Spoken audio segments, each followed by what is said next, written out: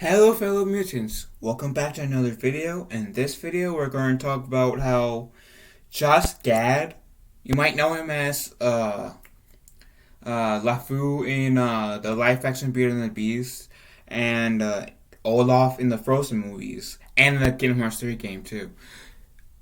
He interviewed Daisy Ridley, and it kind of confirms some of what the Phantom Menace said, and some of what I said. That the sequel trilogy really was a hot mess. Because if you guys remember, Kathleen Kennedy before the Rise of Skywalker came out, she said that bringing back Palpatine, Chief Palpatine, the Emperor, Darth Sidious, was in the plans for a while. For a long time. Always been in the plans. I remember Ian the guy who played the Emperor in, now 7 or 8 of the 12-ish Star Wars movies that are out there, and I'm counting the Clone Wars movie as one of them. He was saying that he didn't know until practically last minute that he was going to be in the movie. So you can like the sequel trilogy, dislike the sequel trilogy. I don't really and I mean this in a nice way, I don't care.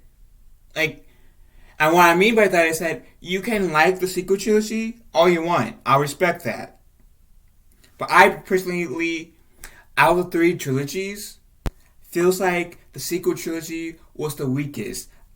It felt like it had no plan, really. And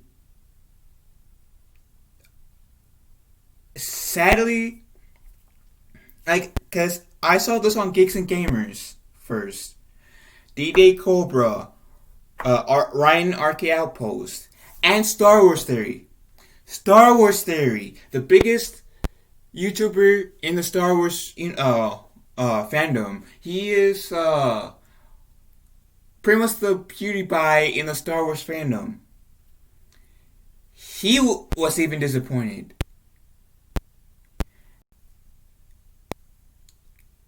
So, before I continue, let's play the video. Dave, I want to ask you, I just found this out.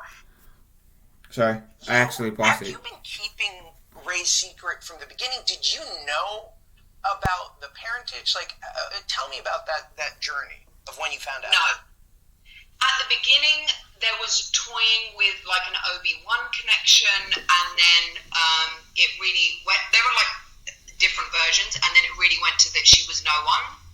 And then it came to episode 9, and JJ pitched me the film and was like, "Oh yeah, Palpatine's granddaddy," and I was like, "Awesome." And then 2 weeks later, he was like, "Oh, we're not sure." So it kept changing. So then even I was filming, and I wasn't sure what the answer was going to be Until the very end. So at one point, Obi-Wan was in there. Well, who else? Was Olaf amongst the possible parents, or? I think Olaf was, yeah. Just a galaxy far, far away. He was in it was a darker time. Now that it's all over, are people still pestering you? Are people still asking questions all the time? What I love about Okay, so I don't know exactly where. I'm gonna have to go to RK Outpost video for this, because I want to show you guys proof that if my man was wearing this, I would be all I dislike commercials. But no, that kind of proves that they didn't really have a plan from the beginning, from the get-go. Okay, so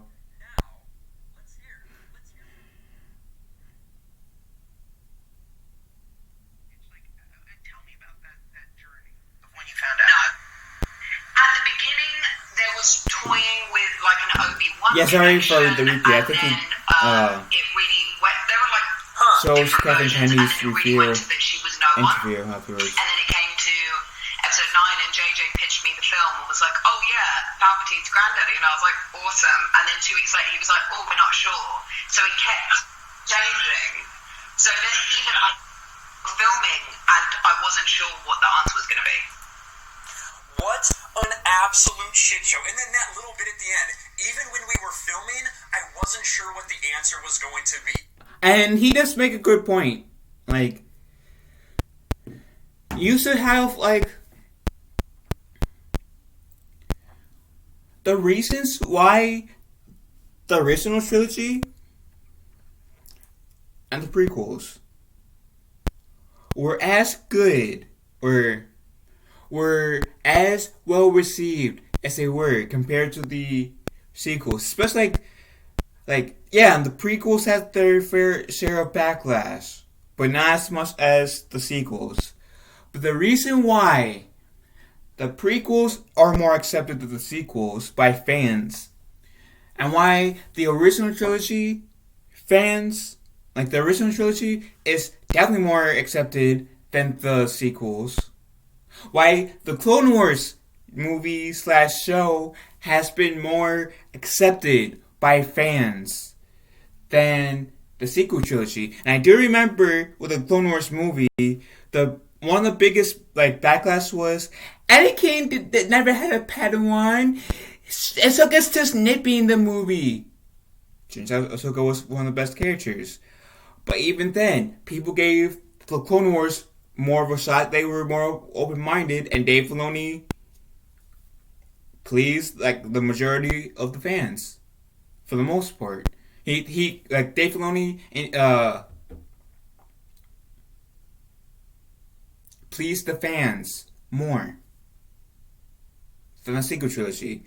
But the reason why, going back to my point, because I kind of got derailed there for a second, why the prequels and the originals are more better received by fans than the sequel is because the sequel didn't have a plan. George Lucas gave them a story arc to go on with the sequel trilogy, but Kathleen Kennedy said, no, throwing away your paper, George, and throwing it in the garbage. We do not want this. And then her statement saying, oh, we don't have any source material to go back on. So what? The video games like the Old Republic series or the Force Unleashed or Clone Commandos, stuff like that, for example. And that's only to list a few.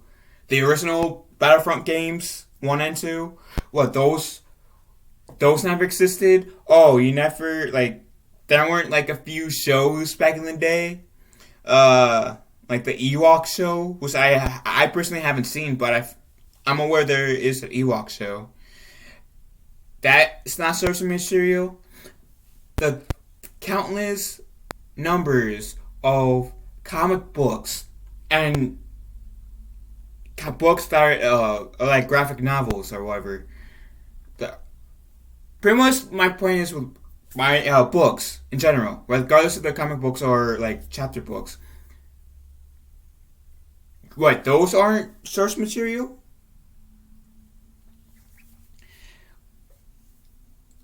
So,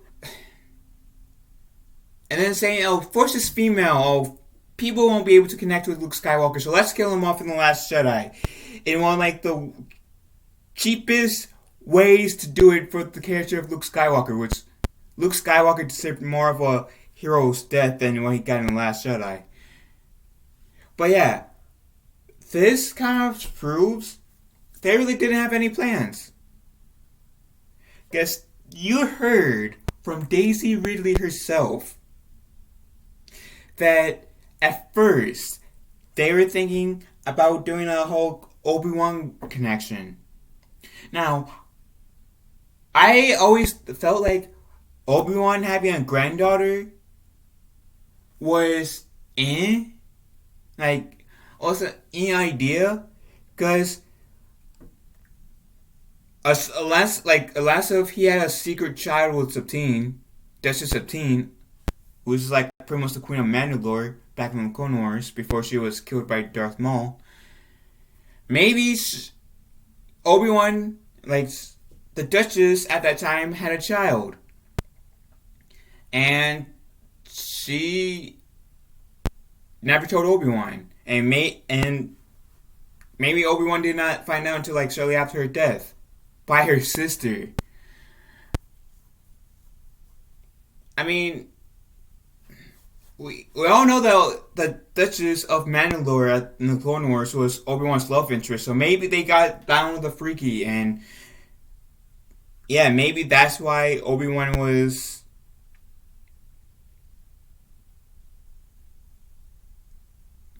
That's why Obi-Wan would. I feel like why Obi-Wan didn't tell the Jedi Council about Anakin's relationship with Padme. Regardless of how much he knew about Padme's and Anakin's relationship, he knew that it was something sexual between those two. But I would have been more okay with that than Palpatine descendant. But then they disregarded that.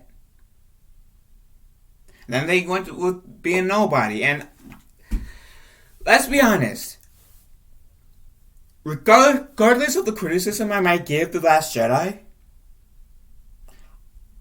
making her a nobody probably was one of the best choices from the movie.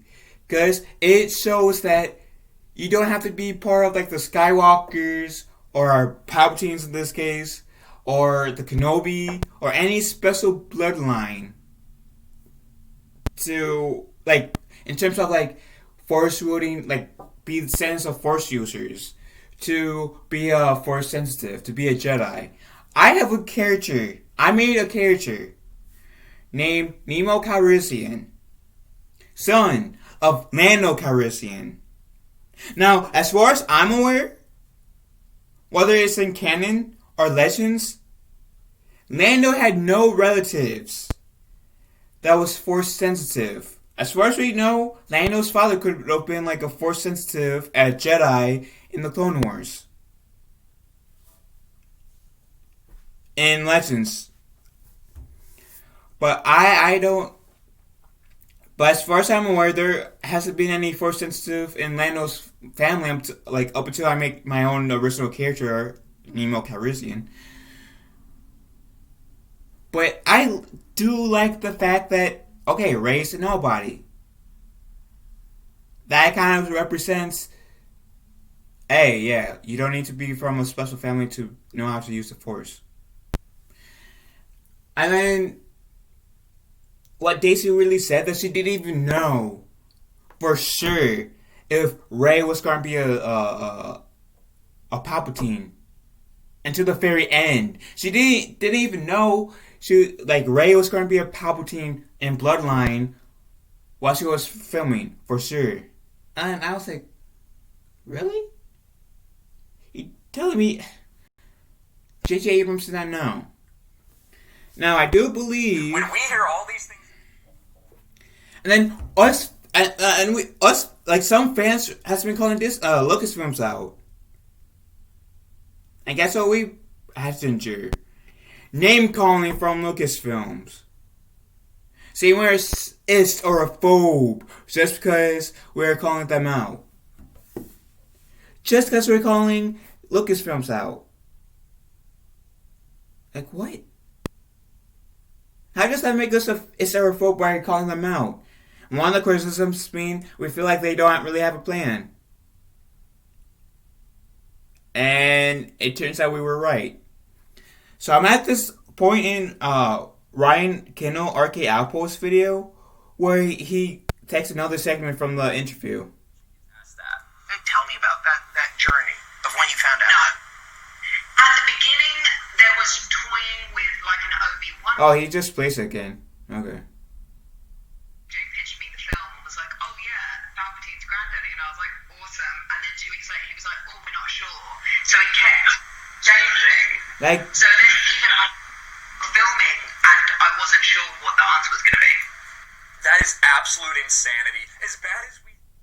And I have to agree with Ryan. That's insane. Like, how are you going to go into a trilogy Disregard the person who made Star Wars, who's partially responsible for bringing you in a big income with The Force Awakens. And just say fuck you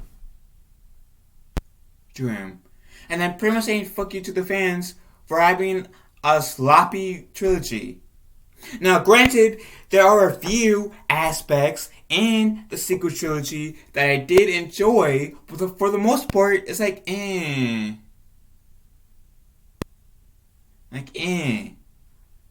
Star Wars Theory, if you go watch this video, he said that he feels like he was disrespected as a Star Wars fan. Guess they didn't have a plan for the sequel trilogy. And I have to agree with him. It might have took him a little while to realize that they didn't really have a plan. I kind of felt like they didn't, I was questioning whether or not they had a plan in episode 8. Months after I saw episode 8. And then episode 9 came out, and I've heard that the guy who played the Emperor didn't know that he was going to come back until, the very end. I was like,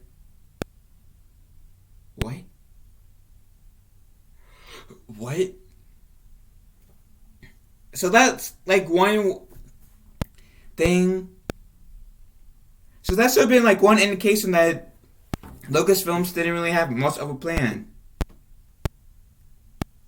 Things I did want to share those as well. Look at this. If Palpatine is your grandfather, who exactly is your grandmother? Let's listen to this question. Guys, I found this amazing app. Yeah. I don't care about these ads. If Palpatine's your grandfather, who exactly is your grandmother in that scenario? You tell me, Josh. No idea. She has no idea because... Yes, she has no idea who her grandmother is, too. I mean, I can't really, shame her for not knowing, because when the original trilogy came out, Mark Hamill said that he didn't know who his mother was, but that was explained in the prequels. George Lucas had plans to make the prequels when he could.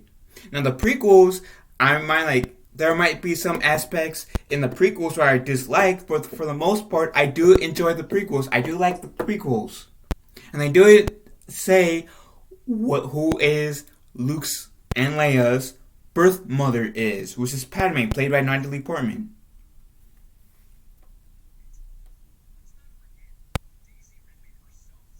Oh, there we go.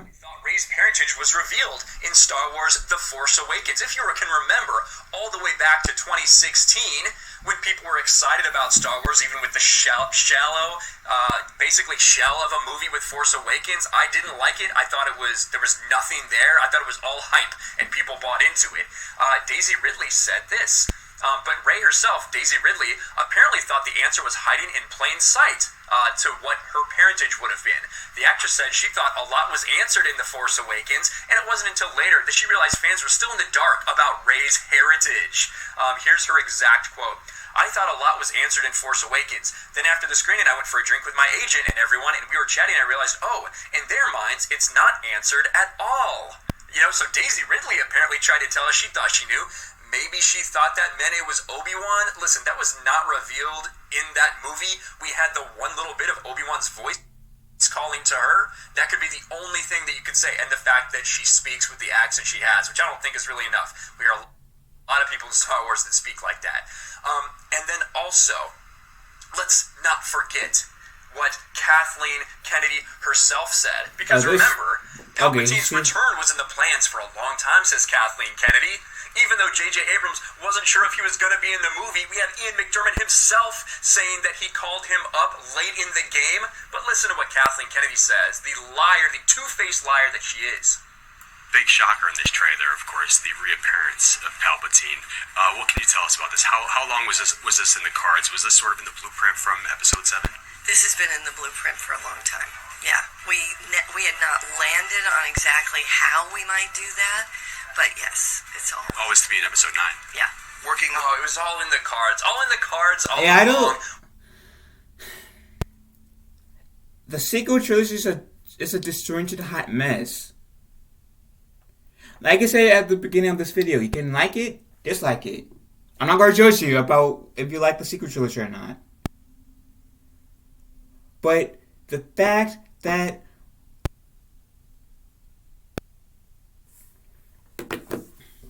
they didn't really have a plan. But, like, Kathleen Kennedy has been boasting, oh yeah, we had a plan from the very beginning, but then confirmed by the main lead of the sequel trilogy, Daisy Ridley, that they really had no plan at all. Like before, people like me would get upset with her, and there's like I've called Kathleen Kennedy out too a few times, but some fans called her out more. Like, oh, the Force is female. Well, people won't connect with Luke, even though that Star Wars girl made an entire video talking about how she connected with Luke Skywalker. Like, really? On top of making those comments, lying, saying you had a plan when you clearly didn't?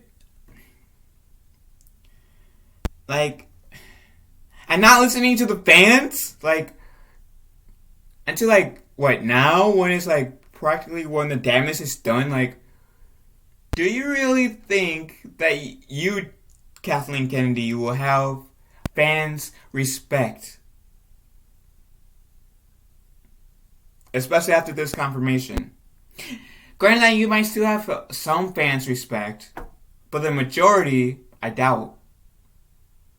With The Force Awakens, I mean, I like The Force Awakens. I still like The Force Awakens as a movie itself. Put it in the sequel trilogy, then the power of that movie, the significance of the movie, if you bring in The Last Jedi and The Rise of Skywalker goes down. Because it was a beautiful, like, yeah, I would have had Han, Luke, and Leia reunite, for sure. But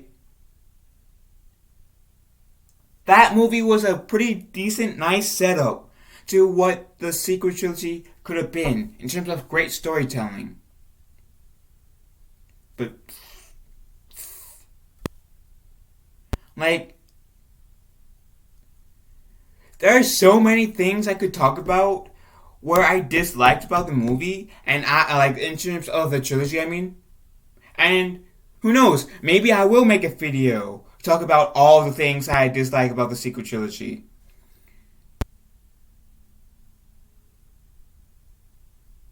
But yeah, it's just one of my main criticisms is that they didn't exactly have a plan from start to finish. And I get it. Sometimes certain parts of the plan will change. That's why you have a rough draft and you have an overall plan. Yeah, sure. Like I said, some aspects of your overall plan in time will change because maybe it doesn't make sense as much sense after like the first movie of the trilogy comes out. Maybe it doesn't make as much sense with how like the first movie in the trilogy was executed. So you might have to adjust. But at least you still have an overall plan that you're going to do your best at executing. J.J. Abrams made The Force Awakens. Rian Johnson made The Last Jedi. Didn't really feel like a proper Force Awakens sequel. Then J.J. Abrams returned to do The Rise of Skywalker. And I did feel like it was cleaning up the mess that The Rise of Skywalker made. I mean, The Last Jedi made. Plus trying to conclude the Skywalker saga. And I still think that Ben Solo should have lived at the end. Because then that would have been the true Rise of Skywalker. Him getting redeemed and doing his best to restore his name to the galaxy, getting that what if Anakin survived storyline through Bang Solo. That's just like another criticism, but they had no plan. They had no plan. Really. Besides, hey! Well, we haven't seen a female Jedi on screen. That's like, as the lead of a movie, of a trilogy. Let's do that. Let's make a female Jedi, for the trilogy. Oh, yeah, well, we also need a black dude. Let's get John Boyega. And the only reason why I'm bringing that up is because John Boyega, not too long ago, has called Disney out too. It's like, what? Really?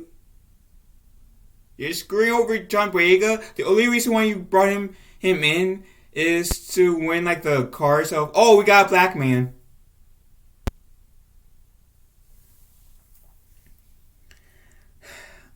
And I'm not surprised that John Boyega, because John Boyega said that his experience on the Star Wars sequel trilogy was in it, and that he has no intention of coming back to Star Wars. Can't blame him. Like, assuming that these are true, like what he says is true, I can't blame him. I can't. I've heard Adam Driver doesn't want to come back to Star Wars. Daisy Ridley seems like the only person on the sequel trilogy that is willing to come back to the sequel trilogy, to Star Wars. In general. In the future. I don't know. My point is, over this nearly 30-hour rant, is that, yeah, Daisy Ridley confirmed it. Kathleen Kennedy had no plan for the sequel trilogy. No specific plan. And it was stupid that Kathleen Kennedy threw out George Lucas's stories treatments for the sequel trilogy. And I'm not surprised that he did not want to go to any of the premieres for the sequel trilogy. I think he was at the Force Awakens premiere. And I think that's only because of his wife encouraged him to. But outside of The Force Awakens, I don't think he went to any of the premieres of Star Wars. And that's sad. So if the creator of the franchise that you're making money off of doesn't want to go to your premieres, that should be a red flag in your eyes. On top of fans criticizing your work as well. So it'd be a red flag. Like, Star Wars has been older than for how long Disney currently be having Star Wars. If you're not going to listen to the fans, at least listen to the guy who created the whole franchise for you that you bought or got sold by the man who created the series that you bought. Like, you bought it for like, what, 40 billion, trillion dollars? Something along those lines? The sequel trilogy, with how the sequel trilogy went, and with what Daisy really said, that was a waste of the 40 grand. That was really a waste. Yeah, sure, the best things to come out of Star Wars since Disney, Clone Wars Season 7, Rebels. Even though Rebels is not as good as Clone Wars, in my opinion, but still, Rebels. Mandalorian. And Rogue One. Outside of that, the Star Wars movies has been either okay, like pretty decent. Like I said, with The Force Awakens, if you take that out of the sequel trilogy temporarily, then that movie is a really good movie. But putting it with the other two movies in the sequel trilogy, that becomes But what do you guys think about this? Are you guys just what do you guys